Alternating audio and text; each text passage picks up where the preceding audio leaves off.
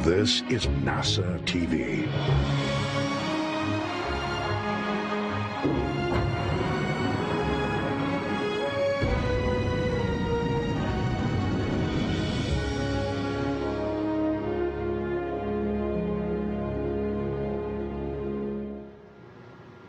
Good afternoon and welcome to the Johnson Space Center. My name is Bettina Inclán with NASA Communications. Thank you for joining us for this post-docking news briefing of the NASA SpaceX Demo 2 mission. Just moments ago, astronauts Bob Behnken and Douglas Hurley arrived at the International Space Station aboard the Crew Dragon. Today we'll hear more from NASA leadership to tell us more about the mission in the last 24 hours. With us today is NASA Administrator Jim Bridenstine, Mark Guyer, JSC Director, the Director of the Johnson Space Center, Steve Sitch, the Program Director of the Commercial Crew Program, Kenny Todd from ISS, the International Space Station Program Director, Deputy Program Director, and Shel Lindgren, NASA astronaut. Thank you so much, all of you, for joining us today. We're going to start with opening remarks, and then we'll go to questions from reporters. So first up is our NASA Administrator, James Bridenstine. Thank you, Bettina. I just want to say congratulations to the NASA team and to the SpaceX team, and really congratulations to the United States of America. This has been an amazing 2 days. We're still at the beginning. We have a mission in front of us, and of course we need to make sure that we bring Bob and Doug home safely. But when we think about launching American astronauts for the first time on a brand new rocket, this has been done 4 times in the history of the United States. Mercury, Gemini, Apollo, Space Shuttle, and now Crew Dragon. So it's actually 5 times now. And this has gone as well as we could have expected it to go. So I just want to say a big congratulations to NASA. Big congratulations to SpaceX, and we're going to continue to work day in and day out until Bob and Doug are home safely. So with that, Bettina, I'll turn it back to you. Thank you. Next, we'll hear from Mark Guyer, the Director of the Johnson Space Center. Thanks, Bettina. So it's great to be here today. Thank you for joining us. It was a tremendous day in Mission Control as we watched the Dragon approach and then dock and the hatch open and have Bob and Doug come forward into the space station. You know, we've been launching with our Russian partners for so many years, so it was nice to see astronauts actually enter from the U.S. side of the space station. Great to see Bob and Doug on orbit. For the Johnson Space Center, it's a big moment. Of course, we have the astronauts, we have Mission Control, and we also think of ourselves as the spacecraft experts for human spaceflight, so it was great to see this particular mission executed so well. We look forward for a great continuation of the mission. Thank you, Bettina. Thank you. Next, we'll hear from Steve Sitch, the Deputy Director of the Commercial Crew Program. Good afternoon. It's certainly a very exciting day to be here for Commercial Crew. The launch yesterday was just phenomenal, and today to dock to the space station, many of us in the program have been working on this for many, many, many years. I can't tell you how many people across NASA, SpaceX, and across the whole country putting in tireless hours, missing time with their families, hard work and dedication to make today happen. But we're just thrilled. Docking happened just a little bit before 9:30 Central Time this morning. We got the hatches opened at 12:02. Really what's been happening since launch over the last 24 hours has been a series of rendezvous burns to raise the orbit and then get into this approach phase today. Today went really well. We're learning a lot about the vehicle, you know, how to manage it thermally, watching the life support systems for the first time over these 24 hours. Certainly different than Demo 1 where it was an uncrewed flight. Those life support systems are doing well. The crew got in the suits again today for the rendezvous timeline. That went well. So really Dragon's performing extremely well. Just kind of the next few hours and into tomorrow, you know, the crew now is joined as part of the space station crew. There's a safety brief going on today. They'll go to sleep here around 4:30 this afternoon. And then they join the station complement of crew to execute what we need on station. So it's kind of this hybrid mission still. We'll have some other objectives while we're docked to demonstrate other capabilities of Dragon. It serves as a lifeboat. We'll practice some of that in the next couple days. And we'll do some other tests just to verify all the Dragon systems. But again, we're really excited. We're going to continue to look at all the data great mission so far, but we've got to continue to be vigilant and look at all the data while we're docked. I'll turn it back over to you, Bettina. Thank you. Next, we'll hear from Kenny Todd, the ISS Deputy Program Manager. Well, thank you, Bettina, and it's great to be here. What an incredible 24 hours for human space flight. You don't have to be just American if you're just a fan of human space flight and exploring and going beyond the levels of what we understand to discover. You can't help but be excited about what's happened the last 24 hours. It was very, very cool to be a part of it from an International Space Station program standpoint. We don't think it could have gone any better this morning. The station certainly was a good, stable platform, and the Commercial Crew Program and the SpaceX team delivered us an absolutely beautiful spacecraft, and we're happy to have it on board the space station. And equally as glad to have Bob and Doug on board. Right now, Chris Cassidy was a little lonely up there, being the only person on the USOS, so having two friends up there, we will do our best to keep the three of them busy, and in concert with working with Steve and the Commercial Crew Program and the SpaceX team to learn as much as we can about the Dragon. And as others have stated, this is a test flight. What's really important for the International Space Station program is really the next mission of the Dragon, which is the Crew 1 mission, which is set up to be a long duration flight. So what we want to do is learn as much as we can, as quick as we can about this vehicle, keep Bob and Doug busy doing work on that Dragon and on the space station, and when the time's right, get them back home safely, and then start looking towards getting the Crew 1 mission on board. So anyway, we're looking forward to the next few weeks, couple of months, whatever it turns out to be, but certainly it's off to a great start. Thank you, Bettina. Thank you, Kenny. And next we'll hear from Kjell Lindgren, NASA astronaut. Thank you, Bettina. What an incredible privilege to be a part of this phenomenal team, this NASA SpaceX partnership, and to be a part of this historic past 24 hours, to see that launch, to see the vehicle dock with the International Space Station. Incredibly happy for Bob and Doug, for NASA, for SpaceX, and for America. For the past year and a half, I've had the opportunity to train as the backup for this mission, to work with Bob and Doug, with SpaceX, and with NASA. And it was just so cool to get to see all of that training, those procedures, the simulations, all kind of culminate in it happening real time. And so incredibly excited to see Bob and Doug get to work now as they do the space station's mission, and then return safely home. I know that my colleagues and friends in the astronaut office are incredibly excited too. This mission represents the opportunity to launch from U.S. soil in the future, and we're excited about that mission and excited to have the opportunity to fly in the future on this and our other partner spacecraft. Thank you, Kjell. If you would like to ask a question, you would please press *1 and you'll be part of the queue. We'll try to get to as many questions as possible. As usual, we're going to ask for one question per reporter to give all the media as many opportunities as possible to ask their questions. And please direct your question to the person that you want it to get answered. So we'll start with our first question from Marina Curran. Hi, everyone. Congrats on a successful docking. Jim, this question is for you. As Bob and Doug slept last night, the situation on the ground in the United States escalated. And you've said before that this mission is meant to bring people together and unite America.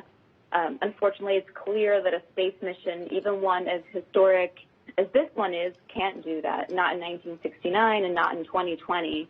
So I'm wondering, do you think that the message here should change in any way? How can we celebrate American space exploration while also recognizing what Americans are going through at home? Yeah, so I think I'll just speak from the heart. I think our country is going through some real challenges right now, and that's true when you look at the unrest and when you look at the coronavirus pandemic. Times are really tough, but we've been through tough times before, and even in those tough times, the United States of America has an amazing ability to accomplish astonishingly impressive achievements. And that's what this was. And I will say that I think, there was a moment of time yesterday when these two astronauts launched, when everybody paused and we thought about what the future could be and how much brighter it could be than it is right now at this moment. And NASA has a history of doing these astonishing things in tough times. It requires leadership, and we've been able to achieve it. Even in the coronavirus pandemic, we made sure that we protected this mission. This was the highest priority for the United States of America, or for at least for NASA. We were launching American astronauts on American rockets from American soil, and our objective was to get that done. And so we moved very quickly. When the coronavirus pandemic first broke out, we moved very quickly to move to stage 3 and then to stage 4, make sure everybody was working from home. But we protected this mission. We protected the Mars Perseverance mission. We named it Perseverance intentionally because we need to persevere right now. The Mars Perseverance mission is going to launch in July. But yes, these are very unifying things. When we talk about human space exploration, it has strong bipartisan support. When we talk about space exploration in general and the science and discovery that comes from it, which is what we're going to get from the Mars Perseverance mission, these are unifying kind of things. Republicans and Democrats, and even internationally, we get support for these kind of activities. So I do think that this was a moment in time for people to reflect on what is great about exploration, what is great about the United States of America, and what we can achieve when we work together. Thank you, Jim. Our next question comes from Stephen Clark. Hi, thank you for taking my question. My question is probably for Steve Stitch. Looking ahead over the next few weeks, I know you'll be looking at some data on the solar arrays to determine how long this mission can remain in orbit. Do you have any idea how long that will take, when that assessment might occur? Do you have some sort of idea whether it's days or weeks as you monitor the solar array performance? And if I could also quickly, what are the differences between this spacecraft on Demo 2 and the Crew Dragon that'll fly Crew 1? I know there are some differences, so can you sort of describe a few of those? Thank you. Yeah, sure, Stephen. To address your first question, how long is the mission going to be? We've certified the systems on this Dragon vehicle to be able to last about 120 days. So that's the capability, and that is driven by the solar arrays. They slowly degrade over time. We'll start watching those. We'll power up the spacecraft about once a week, and we'll get some data on those solar arrays. So it'll probably take a few weeks to get trending on that to see, hey, is that 120 days about right? Today, the Dragon is extremely healthy. There's really no major problems, so it should be able to stay for a longer period of time. But not only are we looking at this particular vehicle, we're also looking ahead to Crew 1. As Kenny said, that's an important mission for us. It has 4 crew. It really is what Commercial Crew is about, having a vehicle ready to do these increment missions. So that we'll look at that readiness of that vehicle. Right now it's targeting toward being launch ready at the end of August timeframe. And so we'll just kind of continue to look at this vehicle. Is it performing well? We'll look at the readiness of that vehicle. And then, in a month or so, we'll be able to make a decision as to how long to keep this vehicle in orbit. The second question was what's different between this version of Dragon and the Crew 1 vehicle, which is the next Dragon. They're very similar in terms of their systems, the life support, the GNC. The Crew 1 vehicle can land at a little bit higher wind state. The SpaceX has changed some of the outer composite panels to make that a little stronger. It can land in higher winds. It also has the capability to dock not only to the forward port of the space station, but it can go to the zenith port as well. So it has that capability, and it has a couple of other features. But largely it's the same vehicle, and it's set up for 4 crew, and then can dock at either port, and then a little bit better capability relative to landing in higher winds, I would characterize as the big differences. Thank you. Our next question comes from Stephen Cowan.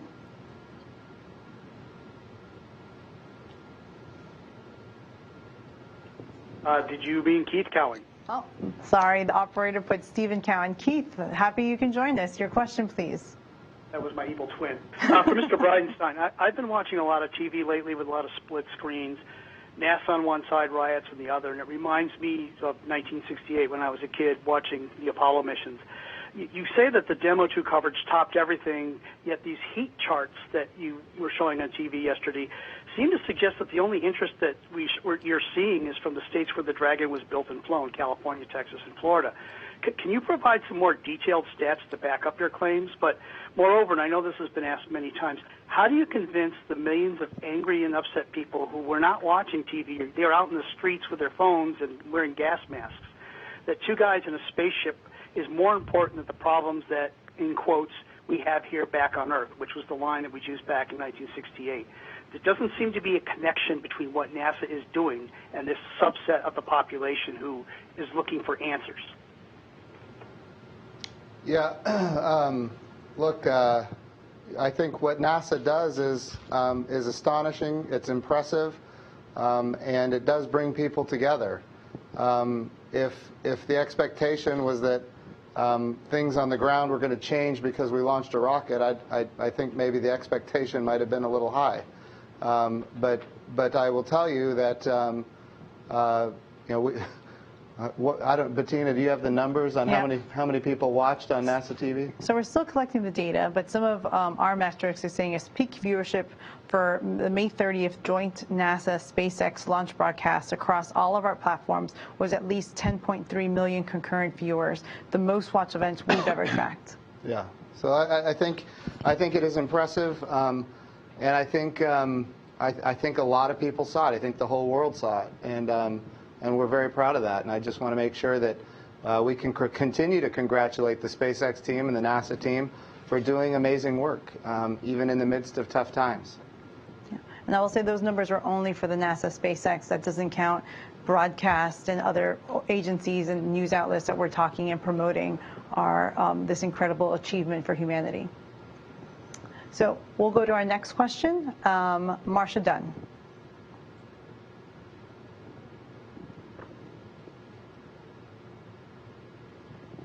Talk with Elon Musk since docking, and if so, if you've heard from him and how he's dealing with all the good news today. Thank you.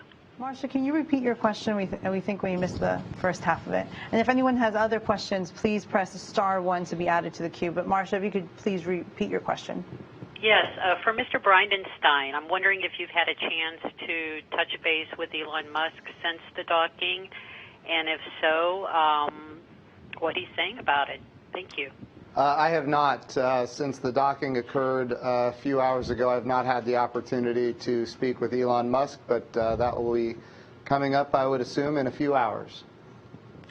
And I can just say from the whole SpaceX team, I've talked to a lot of their leadership. They're just ecstatic. Their mission directors are extremely happy. Their engineers, the lead of the Dragon production, his vehicle did it outstanding in these first 24 hours of the mission. So, when you talk to the SpaceX employees, they're very proud of what they've done. They've worked very hard, and they're excited to have this phase behind them. So if there's any other questions, right now we've gone through most of our questions. I guess we've done so many great media events throughout the last few days. I know we've tried to give as many access to reporters. If anyone has a question, you could please press *1 to be added to the queue. In the meantime, we'll say, I know the administrator, we've gotten a lot of questions like what's happening with the astronauts. We heard them just recently, thankfully, through the downlink that you spoke to them on Mission Control. Any thoughts on that, or Guy, or anyone that's joining us on the panel, of what the astronauts are doing now, what's going on in the next few weeks, and what's going to happen now that they're part of the ISS team? Mark? Yeah, maybe I could speak to that. It was great to see them all together. I know Chris was looking forward to having help. So yeah, there's a great video of them together. I think the key part now is, as Steve said, the vehicle is there, the crew's on board. That was the main thing. Let's make sure Dragon and the mission is going well. And Kenny can speak to this. There are some options for Bob and Doug, some actions for them to help Chris while they're there. And that will be part of the assessment, as well as making sure, though, that we have a landing plan, since this is the first flight. Right. that we have a safe and fairly straightforward landing plan for Bob and Doug, and that's what the team will be fleshing out in the next few weeks. And I can talk a little bit about a few of the major objectives for us still remaining, other than characterizing the vehicle. We have a test, I believe it's going to be planned for sometime next week, where we're going to get 4 crew members in Dragon just to see how that works from a habitability perspective. While we're on orbit, operating in 0G is a little different than on the ground. So we'll do that. We've got a test plan. There's a mode of Dragon where you can actually go into it if station were to have a problem temporarily. You can transition into Dragon and stay there for a period of time for 24 hours as what we call a safe haven. We're going to test that out here in the next week. We'll do some tests of some of the other emergency systems on Dragon and other cruise systems. So we have a few of those things planned over the next week to get some of our test objectives done. Again, for us, it's still a test flight. And then I think I'll hand it over to Kenny, and he can talk about some of the activities stations planning over the next few weeks. Thanks, Steve. Yes, we are now starting to integrate the plan between what we need to do for the Dragon crew vehicle, what kind of things we need to learn, the test objectives that are specific to the commercial crew program and the SpaceX team that'll help them again get a little step closer to being able to support the Crew 1 mission needs. But in addition to that, we have a couple of spacewalkers on who have an incredible amount of experience being outside station. And so we are blessed at this point with a whole new set of lithium-ion batteries that just arrived on the HTV vehicle. And so that's going to take somewhere on the order of 4 to 5 EVAs to install those. And so at this point, we are looking at all options that could allow us to do those EVAs while we have Bob and Doug on board and get those lithium-ion batteries installed in their permanent home. Certainly, they're fine where they're at, but I do worry. This is fairly expensive hardware. The batteries that are currently installed on station on S6 are the last set of batteries that we need to replace with these new lithium-ion batteries. Those batteries are in good shape at this point, but the fact of the matter is we have the new batteries up there. When the HTV goes away, we're basically going to have to temp stow these new batteries, and it would be in our best interest to go ahead and have those batteries installed and have that work behind us and not have these assets basically in this temporary holding pattern, if you will. So that's something we're going to be looking at as we start to put the requirements together for what we need to do with the commercial crew program, as well as what we need to do with these batteries and some of the other things on station. But in addition to that, anytime we have more than a single crew member on board, we're in a much better position when it comes to dealing with any kind of issues, failures that might come up. So again, that's part of the balance, the risk balance that we have to strike in terms of trying to look at what we want to try to accomplish on this mission versus trying to get these guys safely home sooner rather than later, and again start working towards the Crew 1 mission. And I would just add from a crew perspective that I know that Bob and Doug are just excited to be on low Earth orbit, successfully docked to the space station, and I think at this point they can breathe a sigh of relief. You know, launch, of course, is an incredibly dynamic phase of flight. Meeting all of the manual flying objectives, having the opportunity to fly a spaceship in low Earth orbit, both away from the station and then closer to the station, to demonstrate that capability, and then to have a successful docking and to come through that hatch, that at this point they can relax a little bit and enjoy being on the International Space Station, having that opportunity to look out the window, to see the Earth below, to float, to maybe have a meal with the crew that's on board that they just joined. I know they're doing a safety brief right now, and I recall doing that, meeting up with Scott Kelly and the rest of the crew members that were on board during my expedition, and going through all of the emergency equipment, kind of being shown, hey, this is where the toilet is, this is where you're staying, this is where the food is, kind of crossing off all of those important items, and then and then having that opportunity to just get used to floating in space, being in that weightless environment. Bob and Doug, of course, are veteran space flyers, so that readaptation process will happen very quickly. But I know that they're enjoying being in low Earth orbit and looking forward to the work ahead. But at this point, kind of reflecting on the incredible experience, the incredible past 24 hours, and the team at NASA, at SpaceX, their family and friends that really helped them get up there. Thank you so much. I know, Minister, you were talking earlier about what's next with the program. Anything to add on that? Obviously, we've had a big agenda to commercialize low Earth orbit. That's underway. Certainly, we are launching American astronauts commercially. We need SpaceX to go get customers that are not NASA. We've already seen evidence of that, which is a very positive thing for the agency because it's going to drive down our costs in the long run. We need to get another commercial partner on board. Boeing is working towards that, that objective with NASA, and I think that we're going to have success there within the next year. We think about really why are we doing these commercial public-private partnerships? Well, we're doing it because we're changing the business model. If the government is providing all of the demand for human spaceflight, and then the government is providing all of the supply for human spaceflight, we will always be limited by budgets. And many times those budgets are whimsical based on the desires of the politicians that happen to be in those roles at the time. So if we want to have a sustainable long-term exploration campaign that includes not just government money but also private money, we have to build these partnerships, and we're doing it. It's proving to be successful. Costs are coming down, access is going up, and we don't want to just stay in low Earth orbit. We want to go to the moon and onto Mars.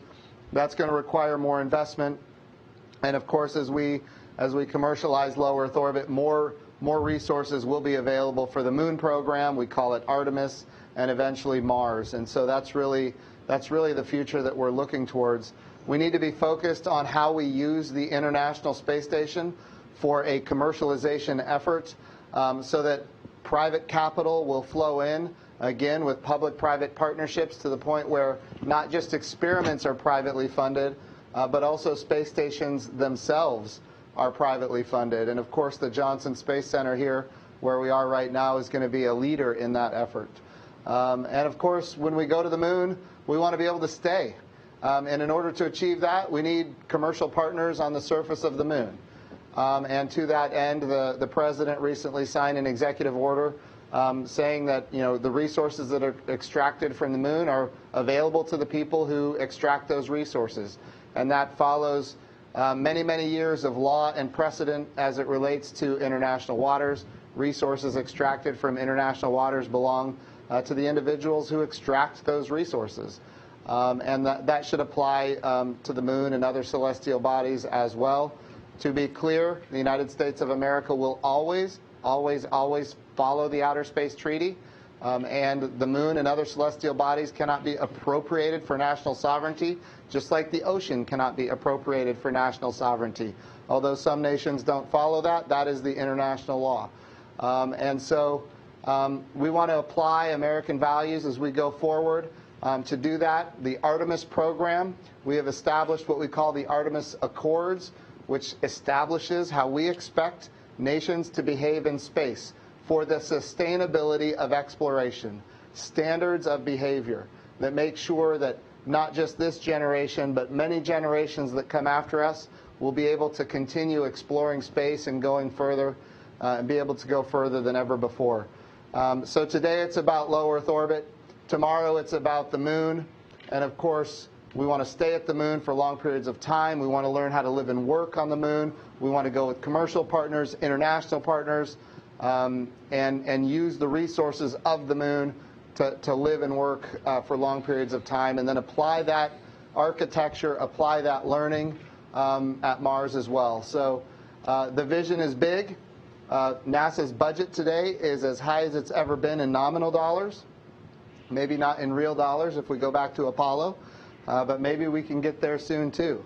The budget request for 2021 is $25.2 billion, which is a $3 billion increase in 1 year. And so our budgets are going up. They're going up rapidly. My job is to make sure that we have the bipartisan, apolitical support to achieve these objectives. And so far, we have been able to do that. But going to the moon and on to Mars is going to be a tough challenge. And we don't want to go alone. We want to go with international partners, and we want to go with commercial partners. And that's really what the Artemis program is laying the foundation for. And really, it's in fact what the commercial program has already begun laying the foundation for. So the agenda is big, and our ambitions are big, but certainly this nation can lead. And we want to lead in space. We want to build a coalition that can work together to achieve these stunning achievements. We've started that with the International Space Station, but there's a lot of room for more. We've got 15 countries that operate the ISS, and there's a lot more countries that want to join us, and certainly we want them to be a part of it as well. So the future is very bright. Great. We have a next question from Mike Wallace, and if you want to ask a question, you press *1. Mike Wallace? Hi there, Mike Wallace, Space.com. Thank you, guys. Yeah, this is a very exciting day. I just want to say congratulations to everybody. I was just wondering, Kenny, this is probably for Kenny. Like, have you heard anything from the international partners kind of based on this milestone? And what are their thoughts about having another private spaceship coming up to the space station, and how it could that kind of theoretically be used by the international partners in the space station? Thank you. You bet, Mike, and that's a gret question. I've heard from all of our international partner contacts this morning. As you know, most of the partners are represented here in Houston.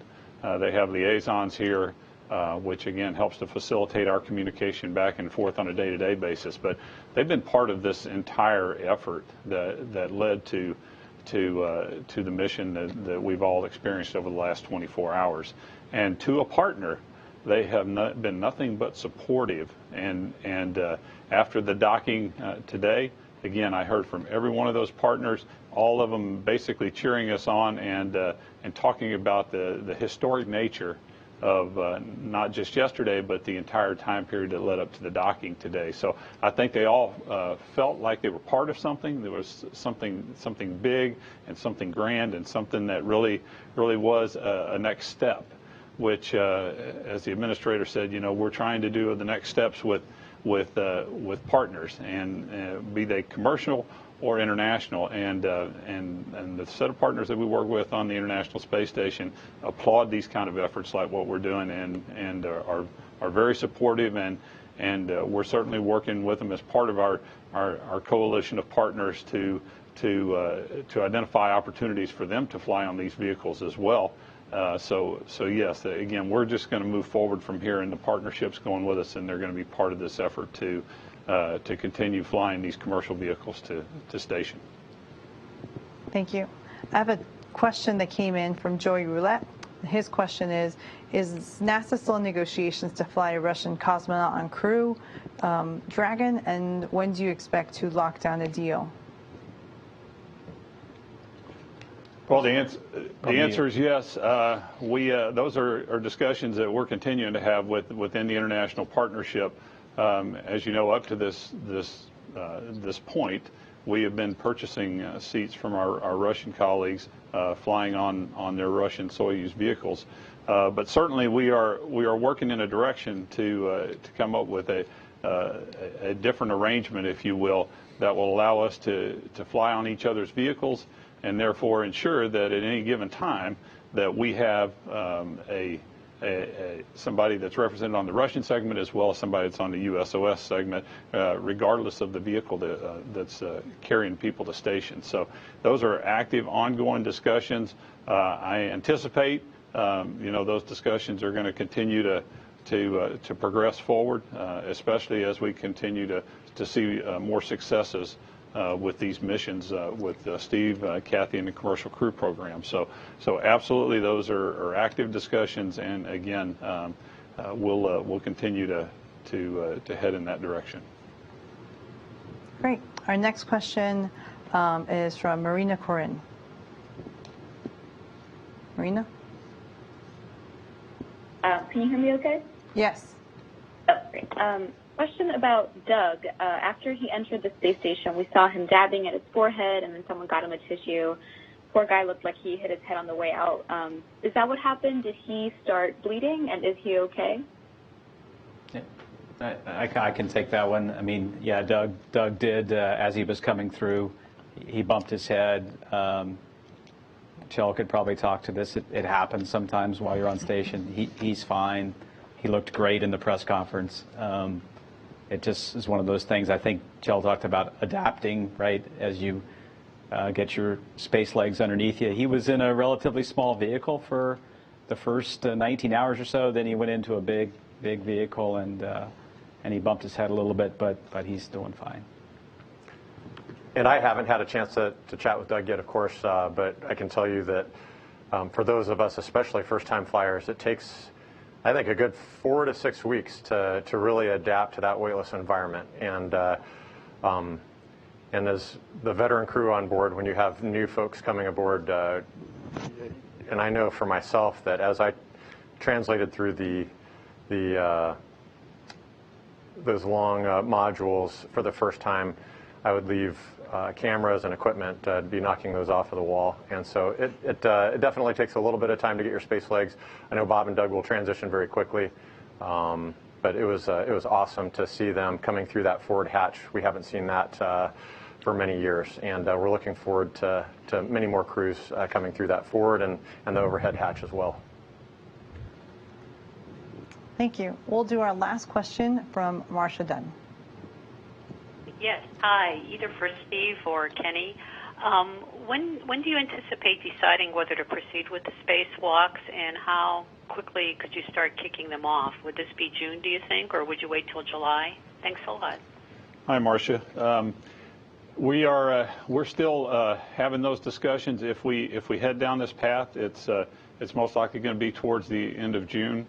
We'd consider doing some upfront work ahead of this mission to start laying the groundwork for that, but decided against that just to make sure that we got the crew on orbit, and that way we weren't in this constant sort of replan in case we were having technical issues or weather issues and so forth. So we made the decision that we would wait till the crew got on board and then start to lay some of these upfront items in the plan. So we've got about another week and a half, and then you'll start to see some build up. And again, you won't see it, but there will be things that will start to happen in the direction of preparing for some EVAs that'll kick off around the end of June.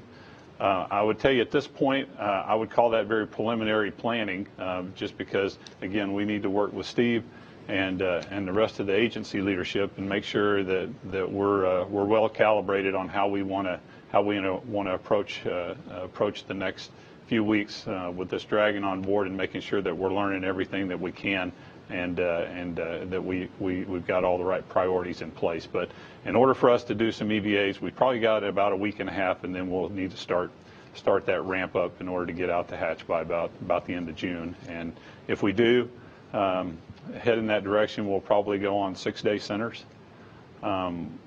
With the exception of the middle of July timeframe, where we've got a high beta period, where the sun angle on the station, really it's just because of the power issues that we have in those timeframes, we probably would steer clear of trying to do an EVA in that timeframe. But anyway, that's the general thinking. I would call it more at the 10,000 foot level at this point as opposed to the 200 foot level, but hopefully that helps.